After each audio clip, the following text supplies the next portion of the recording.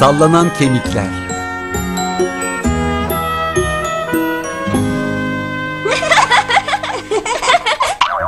Baksana nasıl da sallanıyor. Sanki dans ediyor gibi Seli. Sallanıyor ve dans ediyor. Sallan ve dans et. Yoksa biri sallan ve dans et mi dedi? Ama bu kedi. Hem de şapkadaki kedi. Oo, sallanmaya bayılırım ben. Sallanır, kıpraşır, titrer ve de dans ederim. Kıpırdamak çok kolay ama sallanmak oldukça zor. Neden bunu yapmak o kadar zor? Çünkü bizim içimizde sağlam kemikler var. Gerçekten mi? Bu jölenin hiç kemiği yok, o yüzden dilediğince sallanabiliyor ama bizde sürüsüyle kemik var. O kadar çok kemiği ne yapıyoruz ki? O kadarını ben bilmiyorum ama bilecek birini tanıyorum. Doktor Kahkaha, o vücudumuzla ilgili her şeyi bilir. Onu ziyaret edebilir miyim? Önce annenizden izin almanız gerekiyor tabii. 1, 2 ve 3. Hadi bakalım.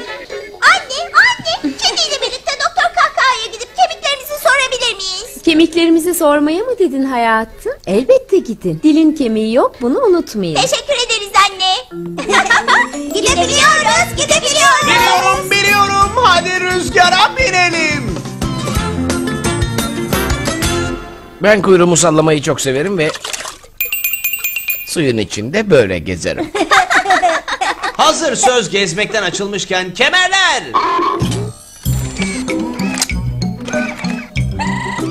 Rüzgar yola çıkmaya hazır.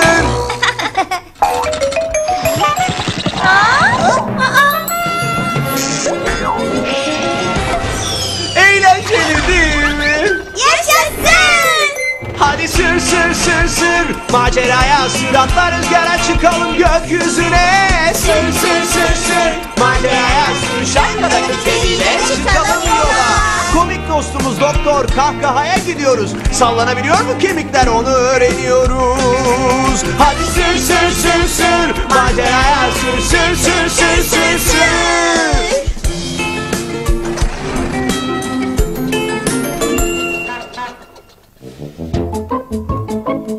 Doktor Kahkaha'nın evine hoş geldiniz. Umarım doktor evdedir.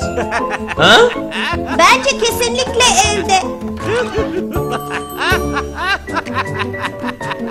Anlaşılan bizim Doktor Kahkaha yine bir gülme krizine yakalanmış. Güzel tahmin kedi. Günde bir kahkaha doktoru uzak tutar, unutma. Neyse, size nasıl yardım edebilirim? Daha fazla sallanabilmek istiyoruz. Ama yapamıyoruz. Çünkü bizim içimizde çok sağlam kemikler var. Bütün kemikler gerekli midir? Haklısınız, kemiklerimiz olmazsa çok daha iyi sallanırız ama kemiklerin bizim için yaptığı harika şeyleri de kaçırmış oluruz. Ne gibi şeyleri? Şu kutuya bir bakın lütfen. Gerçekten bizim içimizde bu kadar çok kemik mi var yani? Var tabii. Hepsi içinize büyük bir yapboz gibi yerleştirilmiş halde. O yapboza iskelet deniyor. Ha? İskelet mi? Ve benim çok sevdiğim bir parçası var. Peki hangi parça o? Ben biliyorum. Kıkırdak tabii ki. Ha, çok doğru. Peki onu bulabilir misin? Elbette, ne kadar zor olabilir ki? Gerçi bunca kemik arasında biraz zor gibi. Bu bir kıkırdak olabilir mi kedi? O kıkırdak için biraz fazla büyük gibi duruyor. Bu ne olabilir acaba? O uzun ve düz. Yani vücudumuzun uzun ve düz bir yerinde bulunuyor olmalı. Hangi bölümlerimiz düz ve uzun? Kollarımız düz ve uzun. Belki de bir kol kemiğidir. Düz ve uzun olan bir tek kollarımız değil ki ama. Bacaklarımız da öyle. Belki bu bir bacak kemiğidir. Şunu şapkama koyayım da düşünelim biraz. Keşke vücutlarımızın içini görebilseydik. O zaman emin olabilirdik. Yapabilirsiniz. Benim kemik gösteren röntgen makinemle bu mümkün. Oo, röntgen makinelerine bayılırım ben. Kemiklerinizi görmek için içeri buyurun lütfen. Merhaba Nick. Harika. Selin'in kemiklerini görebiliyorum. Bu onun iskeleti. Vücudundaki bütün kemikler burada. Peki ama bu hangisi? Bir kol kemiğine benziyor ama biraz daha uzun. İşte buldum. Bu bir bacak kemiği. Yaşasın. Ha, çok doğru. Bacaklarımız vücudumuzdaki en uzun kemiklerden üçünün bulunduğu yerdir. Çok sağlam durur ve işler içimizde kemikler. Kol ve bacaklara güç verir, bizi dimdik tutarlar. İyi ki öyle uzun kemiklerimiz var. Güçlü olmak çok hoşuma gidiyor.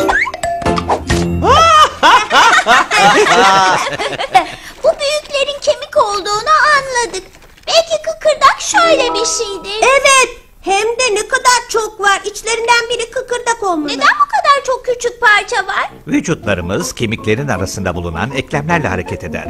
Yani bir kısımda ne kadar çok küçük parça varsa o bölge o kadar esnek olur. Bir bakalım. Bu kemikler nereye gider biliyor musunuz? Nasıl öğreneceğimizi biliyorum. Röntgen makinesine girme sırası bana geldi. Merhaba Sally. Aa, şuna bak, el ve ayaklarında amma çok küçük kemik varmış Nick. Demek bu yüzden o kadar esnekler. Sırtımızdaki küçük kemikleri de unutmayalım. Sırt kemiklerimiz küçük kemiklerin birleşmesinden oluşur. Boyun kemiğinden başlar, kuyruk kemiğine kadar uzanırlar. Kuyruk kemiğimizde mi var? Harika. Şuradaki ufacık olan o işte. Benimki gibi değil tabii ama tıp dilinde ona kuyruk kemiği deniyor.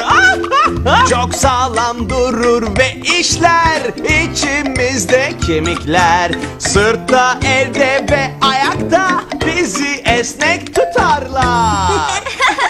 Küçük kemiklerimiz olmasına çok sevindim. Aksi halde böyle kaskatı olurduk değil mi? Çok komiksin Nick. Kıkırdak küçük bir kemik de değilse eğer, o zaman bu tuhaf şekilli olanlardan biri olmalı. Bunlardan biri olmasın sakın. Onlar kıkırdak değil çocuklar ama gıdık aldıkları doğru. Gıdık mı? Gıdık alan kemikleri bulmaksa amacınız, var tek bir şey yapacak, o da şey birle şey ikiye bir ıslık çalmak. Gıdıklayın bakayım birbirinizi. Gıdıklamaya devam çocuklar. Aa, yerini buldular. O elinizdeki kemiklere kaburga denir. Hey! Benimkileri hissedebiliyorum. Sıra sıra dizilmişler. Vücudumun etrafını sarıyorlar. Kaburga kemikleri hassas iç organlarımızı korumak için yaratılmış bir kafes gibidir. Çok doğru. Kuş koymak için yapılmış olan bir kafes gibi. Çok sağlam durur ve işler. Çok çeşitli kemikler. Darbeye dayanır kaburgalar. Oy, affedersin. İç organları korurlar. İçimizin bir kemik kafesiyle korunması beni çok mutlu etti. Beni de öyle. Peki ama bu kemikler de kıkırdak değilse eğer, nerede bu? Belki de bir araya getirirsek hepsini çok daha kolay çözebiliriz bu gizemi. O zaman kıkırdağı da bulabiliriz kedi. Burada çok fazla kemik var. Bize yardım gerekecek. Biriniz içeri girebilir mi lütfen? Şimdi şey birin görüntüsüne bakın ve kutudaki kemikleri kullanarak bir iskelet Bu hazırlayın. harika bir fikir kedi. Sence bu nereye gidecek Sally? O tuhaf görünüşlü kemiğin adı kalça kemiği çocuklar. O zaman buraya gidecek. Yaşasın. Hadi geri kalanlara bakalım Nick. Ve bu küçük parmak kemikleri de tam buraya konacak. İşte başardık Sally. Kemik kutusundaki bütün kemikleri kullandık. Kafa kemikleri sırt kemiklerine bağlı. Ve sırt kemikleri de kaburga kemiklerine bağlı. O kemiklerin hepsinin içimizde bir yeri var. Hepsine iskelet deniyor. Ve her kemiğin kendine özgü bir işlevi var. Yani biri bile eksik olmamalı. Ama bir kemiğimiz eksik. Geriye başka kemik kalmadı ama. Ama kaldı. Öyle mi? Galiba bir tanesini atladınız. Kedinin şapkasına koyduğunu unuttunuz. Şapkama koyduğumu mu? Unutuvermişim bunu. Buradaymış meğer kendisi. Kıkırdak dediğimiz şey de bazı organlarda kemik yerine geçen sert ve beyaz dokudur. Aha! Ve böylece iskelet yapbozumuzu tamamlamış olduk. Eve dönme vakti. Hoşça kal doktor. Hoşça kalın doktor. Doktor Kahkaha. Bize kemikleri anlattığınız için teşekkür ederiz. Görüşürüz. Her zaman beklerim çocuklar. Güle güle. Kemikler, kemikler, kemikler ne demişler? İçimizde varmış sürüsüyle meğer. Bazı kemikler tuhaf, bazıları çok büyük, bazıları çok küçük. Ama biraz düşününce de hepsi vücudumuz için çok gerekli.